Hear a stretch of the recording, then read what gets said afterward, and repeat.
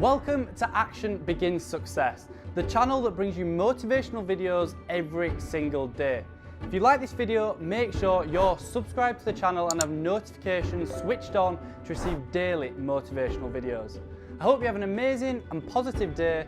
Enjoy the video. People who succeed in any situation have a pattern of what they do to succeed. And it doesn't matter whether that person is succeeding in a business context or in a relationship context. It doesn't matter what the environment is. The fundamental lessons or laws for succeeding are very, very basic. So if we're looking for the ultimate success formula, the very first thing we'd have is you'd have to know what you want, which we call know your outcome. If you're going to succeed at anything, it's hard to succeed, hard to hit a target when you don't know what it is. And as simplistic as this sounds, do most people really know what they want? What do you think, yes or no? At least not consciously they don't, right? And so it's going to be very, very difficult to achieve what you want when you haven't defined it. But this is going to become a question we're going to want you to ask yourself a lot. What is my outcome in this situation? I even have a time management system that I developed. It's really a life management system, which we call OPA, because the first O stands for what's my outcome? Because you can come up with a question like, what should I do? And you're going to end up with a long list. But as you do all these things, what will happen is you can cross everything off your list and still be unfulfilled and not really achieve anything that matters. So you'll say, what's my outcome first? Then you begin to decide what you need to do to get the outcome. So in this case, we want to say, what's your outcome? You want to make it a habit to ask this question a lot. You're in the middle of a conversation. Stop yourself if it seems to be going nowhere and say, what's my outcome here? Do I want to connect? Do I want to influence this person? Do I want to learn something? What's your outcome? For example, how many of you have ever been caught up in an argument and you even forgot what you're arguing for, but you knew you had to win? How many been there? Say aye. Okay, if in the middle of that argument you were to ask yourself the question, what's my outcome here? I guarantee you your brain would say, well, my outcome is not to fight, my outcome is to resolve this. And as you get clear on what your real target is, your behavior will change automatically. So very, very few people know what they want. And the more clear you can get about what you want, the more you can really achieve. So right underneath this is the subset of number one, still number one, just like clarity is power. Clarity is power. The more clear you can become about what it is you really want, the more power you're going to have. Because your brain is like a servo mechanism in a bomb, as an example. When they send a missile out, it has a servo mechanism. It knows what the target is. And when the target moves, it follows it. Well, your brain is very similar. When you decide exactly what it is you want, you start picking up information that you never would have picked up before consciously. For example, have you ever bought a particular car maybe, or maybe a certain outfit, and then all of a sudden you see that car or outfit everywhere? How many have had that experience? Say aye.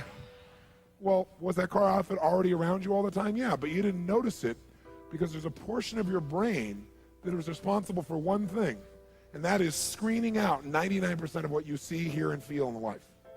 Because if you were to notice everything that's going on in this room right now, you go stark raving mad. But most of you don't. You pay attention to a small number of things.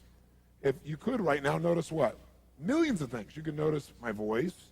You could listen to what I'm saying. You could notice what's going on in the background, the screens. You could hear the air conditioning. You could smell your neighbor off to all that jumping up and down and notice that. Right? You could feel maybe a little sweat trickling across your chest or whatever was going on after all that jumping up and down. You could feel the blood maybe vibrating or circulating through your left eardrum, but you don't think about those things, so maybe I mention them or something triggers it. So this part of our brain that's responsible for deleting most of our thoughts and most of the things that are going on around us, that part of our brain, when it knows what you want, it makes you notice those things. You suddenly see that car because it's important. It's called the reticular activating system. You don't have to write all that down. For short, it's called RAS. The reticular activating system tells your brain what to pay attention to. So when you say, this is what I really want, now anything that relates to that you wouldn't have noticed before will start popping up into your focus. And a lot of times people say, it's amazing. I decided this and it was kind of synchronicity. These things started popping up. Well, these things were probably around you before, but you never noticed them because you hadn't decided your outcome. Now, when you know your outcome, you're ahead of 95% of the population. But that's not enough. The second thing you got to know is a lot of times you know your outcome, but you lose your drive. You want something, but you forget the most important thing, which is know why you want it. Know why you want it. You got to know the purpose. In our OPA training system, when people are managing their lives, we have them ask, what's my outcome? And then why do I want this? Because any person successful, really successful, knows exactly what they want and they know why. The reason you gotta know why is, remember I said yesterday, reasons come first, answers come second. If you get enough reasons, you can get a big enough why, you can figure out how to do about anything. But you gotta have purpose, because purpose provides drive. Now, if you know what you want and you know why, you're light years ahead of most of the population, but you gotta go the step that most people seem to avoid. And that is, you gotta take massive what? That's right, and the key word there is massive. Massive action can be a cure-all when you know what you're after and you know why you want it. Because when you know what you're after, when you take action, you won't just be expending energy. You'll be moving yourself in a direction towards something you really, really want. And by the way, last night we called taking massive action personal what? Power, which means the ability to take action. And what stops people from taking action? Primarily what? Fear. And the way you get over that fear is, what do you think is the number one fear most people have? Failure. And the reason is they feel if they fail, they won't be loved. They'll be rejected. They'll be hurt. They'll be judged. So what they really are afraid of is losing love. And they think that this rejection, or I should say this failure, will lead to that rejection or loss of love. The truth of the matter is, you can't fail unless you don't try. If you try something that doesn't work, you just learn from it, and that'll make you better the next time you go about it. Now, if you know your outcome, know why you want it, and take massive action, you're now in the most small percentile of people on the planet. So what's the next step, though? Well, you can take a lot of action and get caught up in a pattern. Like, become so determined that you became like tunnel vision, like, I know this is going to work. And so you keep running east looking for a sunset with total certainty and a lot of belief, high standards, still doesn't work. So what you have to be able to do to succeed so you don't get caught up in some old pattern is you got to know what you're getting. Know what you are. Know what you're getting. The word we use for this, as for short, as we call it sensory acuity. Sensory acuity is the idea that you want to become acutely sensitive to whether what you're doing is working or not. You don't want to just say, okay, I know what I want, I know why I want it, I'm just going to make it happen, this is how I'm going to do it. You keep hammering it and hammering it and hammering it, doing something that doesn't work. And people do this all the time, right? Do the same thing over and over again, expecting a different result. That's called insanity. You can't do the same thing again and again, expect a different result when you can see it doesn't get the result. But we get caught up in our patterns. So we want to get really sensitized, acutely sensitized, sensory acuity, to whether what we're doing is working or not. And by the way, sensory acuity is really the measure of a person's intelligence. What I mean by that is, how do we measure intelligence? Intelligence is a measure of the number and quality of distinctions you have in a given situation. Like, for example, if you talk to Eskimos, that's actually not the politically correct term anymore, I guess it's Inouye. If you talk to an Inouye, what we formerly called Eskimos, you'd find out that Inouye have more than a dozen words for the word snow. More than a dozen. Now, I'm from Southern California. Guess how many words I have for snow? One. I don't see any of it. It's called snow, baby. Right? But they got to know what kind of snow. They got to make more refined distinctions to be effective in the world, to get their outcomes. They got to know what kind of snow you can build an igloo out of, what kind of snow you can take your dogs through, what kind of snow you can eat, right? What kind of snow you're going to fall through. So who has more intelligence, who has more power in that snowy environment? The Eskimo or me? Which one? Eskimo, because they have more sensory acuity. They have more refined distinctions about what each of these elements mean versus I just see it as snow. Now, if you took that Eskimo and you stuck him in my car in Los Angeles, then we'd find out that maybe I have a little more intelligence, because he might try to steer the thing using the rearview mirror, right? He just doesn't know. So since he doesn't have that acuity, he doesn't have those distinctions, he wouldn't do terribly well there. See, some people, I could hold this up and I could say, what is this? And they'd say, well, it's a cylinder. Other people say, no, that's a blue, white, and black cylinder. Someone else says, no, that's a blue color marker. A few people say, no, that's not just a blue color marker. That is a Pilot super color, bride and wide color marker, and if you get it in your clothes, it'll never come out. Now, which one of those people has more power? 1, 2, 3, or 4? 4, because they have the largest number of distinctions. So now, if you know your outcome, you know why you want it. You got your purpose. You got your drive. You got your A, an OPA. This is outcome, purpose, action. You know the massive action. You're taking action, and you notice if it's working. What happens if you notice it's not working? You're taking action, but it's not getting you closer to your outcome. What's the obvious fifth step? The fifth step is change your approach. Change your approach. If what you're doing, your acuity says, is not working, change it. Now, what if you change your approach and that's still not working? Then what would you do? What would you do? Come on, what would you do? Change it again. Keep yourself in a peak state. Sit up in your chair. Some of you have gone back into that deep hypnotic state of learning, I can see. And what if you tried that and it didn't work? Then what would you do? What if that doesn't work? What do you do? And what if that doesn't work? What do you do? What if that doesn't work? What do you do? What if after all that it still doesn't work? What do you do? And what if you try that and it doesn't work? How many times? Until you find out what works. Do not say to yourself, I've tried everything. That's bull. If you tried everything, you'd have what you want. Well, I haven't tried everything, but I've tried millions of things. Millions? Number them, name them. Well, maybe tens of thousands. Tens of thousands? Name 1,000. Well, maybe 100. Name 100. Well, maybe I did these two things over and over again that don't work. Okay? But when we start saying, I've tried everything, we tend to incant that, don't we? We make it an incantation, and then we believe it. And since we think we've tried everything, we just give up. It's garbage, not true. Hey, let me ask you a question. How long would you give your average baby to learn how to walk? You know, before you shut them off and didn't let them try anymore. You go, what are you, crazy? My kid's going to keep trying until he or she walks. Ah, magic formula. And when almost everybody in the whole world walks. Okay? So this is the ultimate success formula. It comes down to knowing what you want, why you want it, taking massive action, know if it's working, and simply changing your approach until you get it. That's it. Anyone who succeeds does this. They may not call it Robbins' ultimate success formula, but I guarantee they did it. I mean, corny example. Thomas Edison, these lights in here. Did this guy know his outcome, yes or no? Yes or no? He was absolutely clear. Without knowing the outcome, he couldn't have built that in a million years. It didn't exist before. He had to decide he wanted to create this result without the use of candles. Did he know why he wanted to do it? You bet. You read his writings, this man had a sense of incredible purpose and drive. Did he take massive action, yes or no? Oh, yes. Tens of thousands of experiments. Did he notice when it wasn't working and learn from it, yes or no? Did he keep changing his approach? That's why right now in this room we don't smell candlelight, right? Now, if you know the old story of him, it's written about him in his early days. He says he's got his best friend with him. He's doing this experiment, and as he's doing it, he creates a small explosion, which shakes the room, scares both of them very, very severely. And then at the end of that, he gets up, and his friend is totally shaken, freaked out. He pulls out his journal, and he starts writing. And his buddy says to him, what's the matter with you, insane? You almost killed us. So you're going to wait till you have 10,000 failures before you give this stupid idea up? And Edison's response to him was, I didn't have a failure there.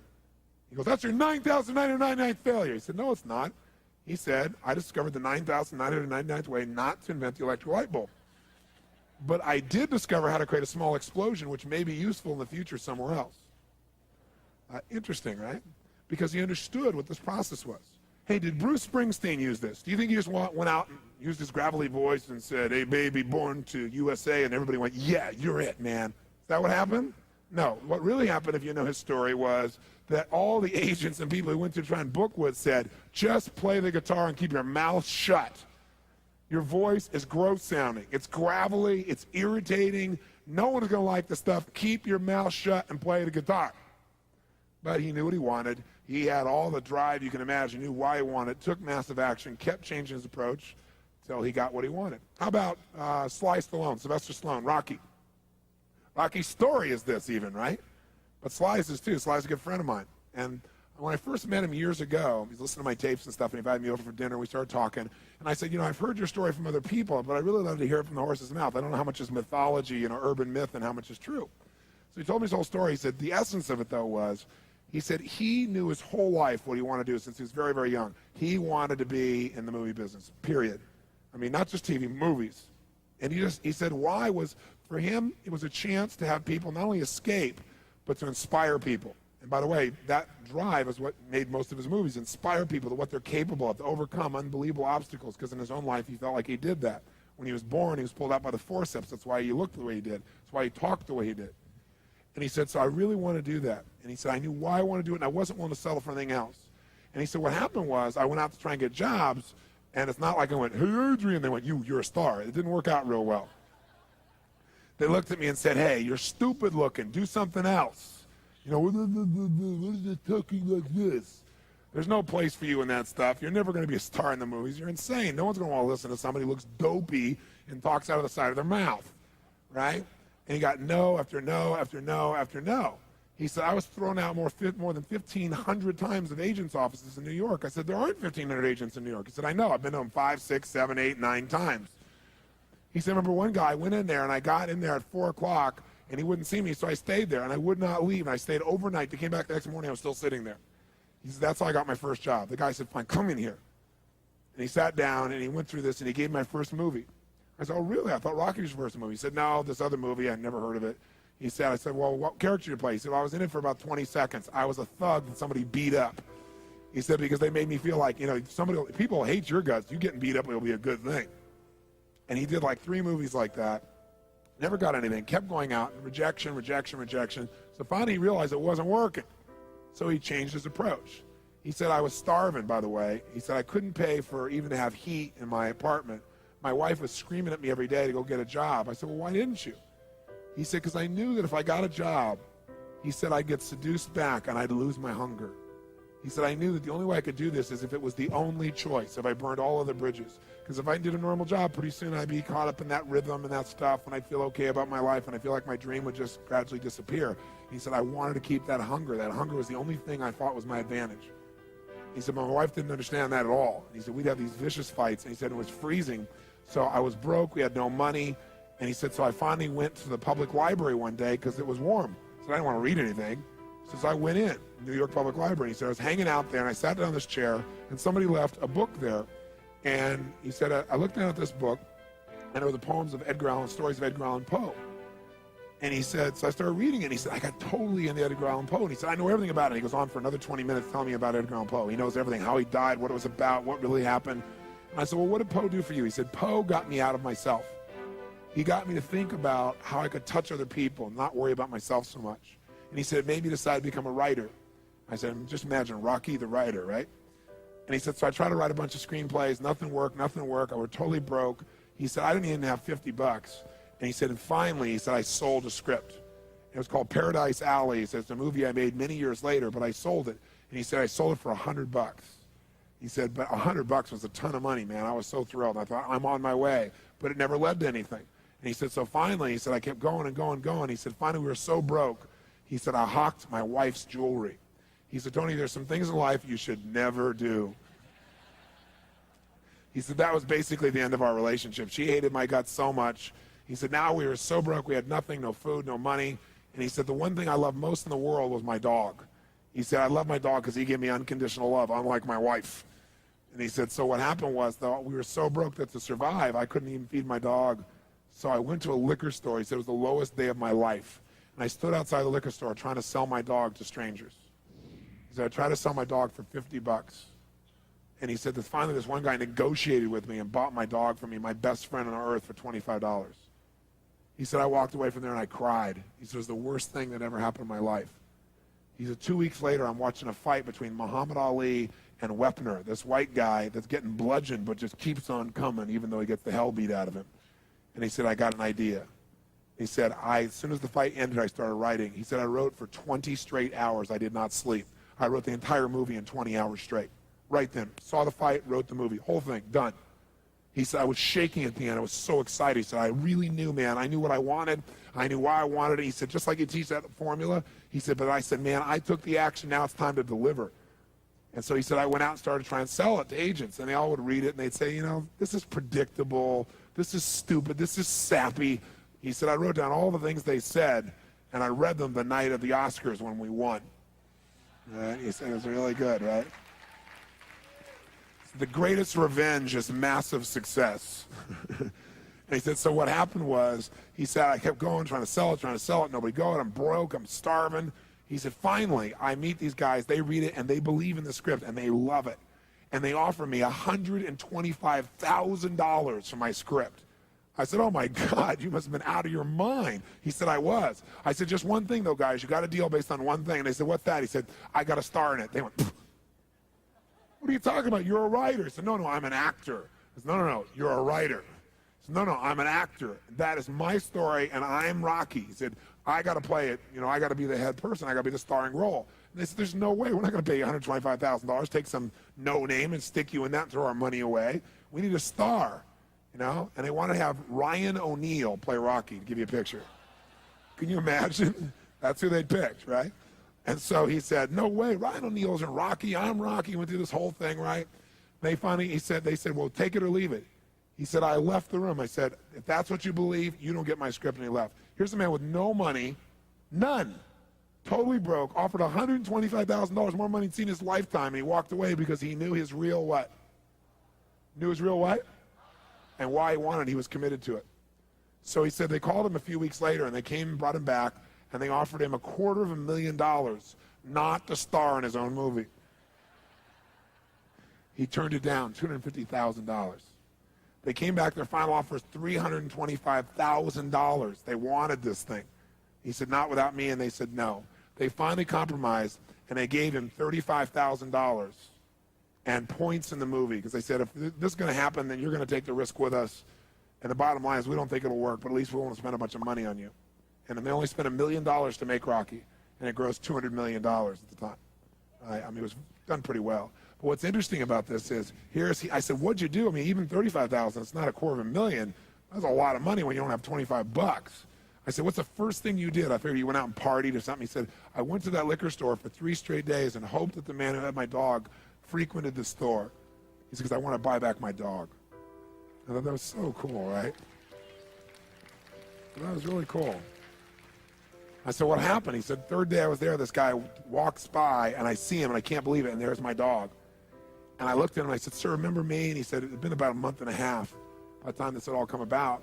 And he said, remember me? You know, I'm the guy who sold you the dog. And I goes, yeah, I love the dog. He said, look, he said, I was so broke, I was starving. He's my best friend. I'm sure you love him too, but I got to have him black. Please, I beg of you. He said, I'll pay you $100 for the dog. I know you paid me $25, but I'll give you $100. The man said, absolutely not, no way. It's my dog now, you can't buy him back, right? And Sly said, you know, Tony, you know how you say know your outcome? I said, yeah. He said, I knew it. And he said, I kept changing my approach, so I went $500 for the dog. The guy said, absolutely no way. He said, $1,000 for my dog. The guy said, no amount of money on earth is ever going to get this dog for you.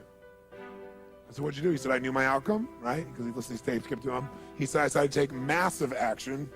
He said, I got my dog. I just kept changing my approach, so I got it. I said, what'd it cost you? $15,000 and a part in Rocky. The guy's in Rocky.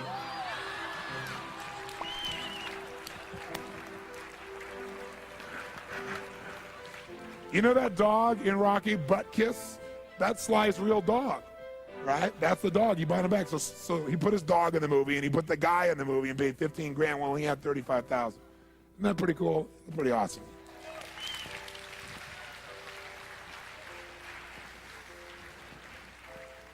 So there's always a way if you're committed. Just got to keep changing your approach. Thanks for watching this Tony Robbins motivational video. Down in the description below I've listed my top 3 Tony Robbins books, so make sure to check them out. It'd mean the absolute world to me if you could like this video, and if you have any questions or comments, drop them just below. If you want to see our most recent video, click here, or for a totally random video, click here. Once again, thanks for watching, and I'll see you in the next one.